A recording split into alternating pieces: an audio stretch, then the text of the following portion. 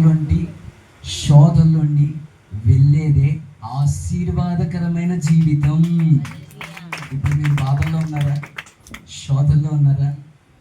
అవి పోవమని ప్రార్థన చేయకండి. అలా పోవటమే ఆశీర్వాదం యొక్క రూట్.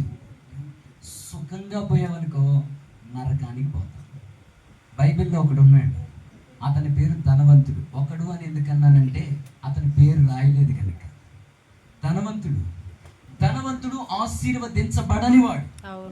ఆశీర్వదించబడని ధనవంతుడేమో రోజు సుఖపడతాడు. ఎందుకంటే వీడేసిన పంట వీడు ఏ యూరియా కొట్టకపోయినా, మందు కొట్టకపోయినా, ఏ డబ్బులు ఖర్చు పెట్టకపోయినా విస్తారంగా పండుతుంది. యథార్థంగా ప్రార్థన చేసుకునేవాడు పోయి ఎంత ఖర్చు పెట్టినా పంట పండట్లేదు. ఈ ధనవంతుడికి మాత్రం విస్తారమైన పంట పండింది, ఊహించినంత పంట పండింది. ఇంకేం చేయాలి అర్థం కాక ధాన్యాన్ని అంతటిని కొత్తగా మళ్ళీ రేకులు షెడ్లేసి కొత్తగా గూడాలు కట్టి దాంట్లో స్టాక్ చేయాలనుకున్నాడు. సాయంకాలం వేళ మిద్దెక్కుతాడు. గుర్రం కుర్చీ ఒకటి ఉంటుంది, పాత రోజులు ఎట్లా ఊగుతారు తెలుసా మీకు?